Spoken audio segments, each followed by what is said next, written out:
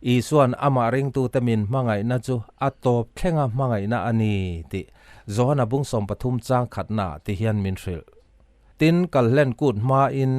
isuan he khovel hi chua sana pa ne na akal hun a thleng to ti a hria a ama mi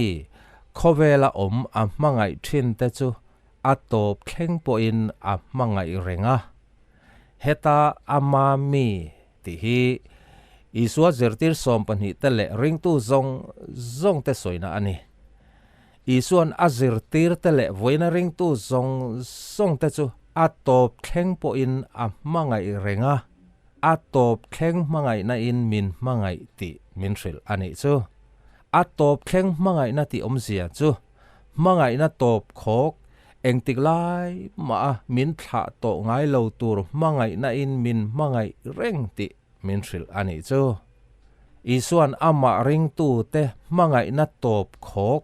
engtik lai ma min thla ngai lo mangai na min mangai na chan hi engwang nge midang te aya kan that bik wang le mangai kan phu wang em ni love atop thlenga mangai tura min thlan wang ani zok isua zirtir som le pani te po kha midang te aya an that bik wang le mangai an phu bik wang ani lo atop thlenga mangai tura a thlan wangin atop thleng po in a mangai rengani isuan azirtir te kha mi fam kim lo ma ni tang ma sial rin lel mang athu te po zom fam kim lo an ni ti atira ta kha a refek isua man tir ni don zan khan azir tir ten an plan chiat san vek don ti po isuan a helok sa vek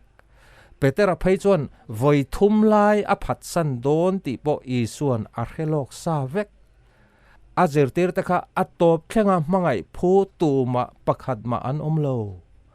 ma se isuan azir tir ta kha atop thlenga mangai tura a thana wangin atop thleng po in a mangai rengani isuan azirtir som pani tele voini ring tu zong te hi atop thleng po in min mangai rengani ti chiang taka alan tirna pakhat le chu kan rul sen lo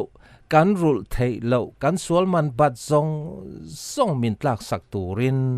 an chedong cross anun na alan zona bung som panga chang som pathuma isuan ti hian a soi min athian tan anun na alan aya mangai nana sajok tu man an nei theilo isua zirtir te kha keima ni ang poka sual na nei an sual man bat te po an ma ni atlak theilo an ne vek isuan mangai tlak lo mangai phu lo azirtir te le nang le ke min mangaya kan rul thei lo le kan rul sen lo kan sual man bat zong min tlak sak turin cross anun na alanta ani mangai na dik tak chu misual te ta na anun na hlan tu isua krista mangai na hi ani buddhist sa khodin tu buddha le islam sa khodin tu muhammad le sa khodang reng din tu zong te chuan an ma ni nung zui tu te tan an nun na an hlan lo an ma ni tan thil thania an hriat te an ti a tu tan ma an nun na an hlan lo an thivek to a thi na ata thole po tu ma an om lo isuai ro chu misual te tan anun na cross a alana ama ring tu zong ten thiam kan chan thei na turin ni thum nia a thole isua chu thi na ata taksa a thole nu in ni som li chungin azir tir te ne na voi tam tak a in lara chumi nu chuan azir tir te na an en reng lain wana alon chole ta ani tir ko te bung khat chang ru atanga chang kwa isua wana alon chole nu po in ama ring tu zong te min mangai rengani ti chiang taka alan tir na pakhat le chu pa ne na min soi sak thin rom bung ria chang som thum palia ti hian min hril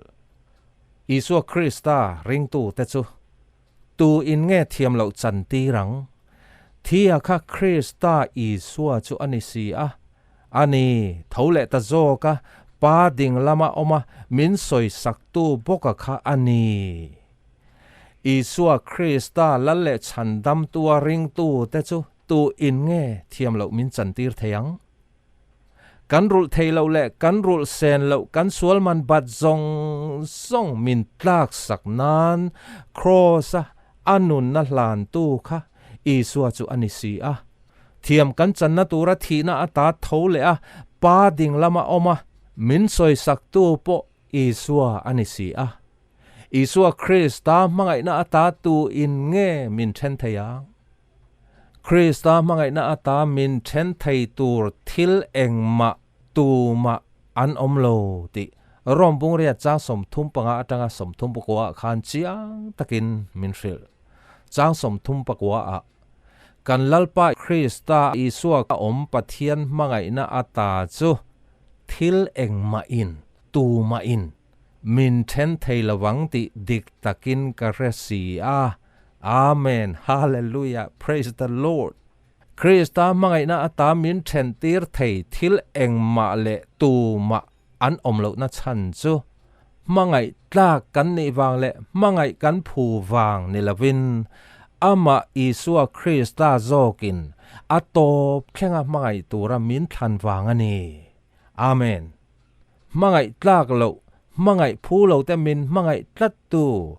kan rul sen lo le kan rul thei lo kan sual man ba zong min tlak saknan cross anun na hlan tu thiam kan chan thei na tura thi na ata thole a pa ding lama oma min soi sak tu min mangai reng tu Isua Krista chu kan mangai let ve don lom ni ama kan mangai let ve na tur po Isuan ti hian min thril zona bung som pali chang som panga nang nin mi mangai chuan ka thu pek te chu in zo mang a thu pek te zo ma ni tin nun hi ama kan mangai let ve theina kong ani ti ama Isua Krista nge yin min thril ani a thu pek te bo chia a thil sual kan lo ti palani chuan zohana thon khat bung khat chang kwa na hian kan ti tur ti hian min thril kan sual te thupa kan choi chuan kan sual te ngai dam tur le kan fel lo na zong tleng fai turin amma chu arin omin a felani ring tu piang thar dik tak kan ni chuan suala nung reng tur kan ni to lo amai ro chu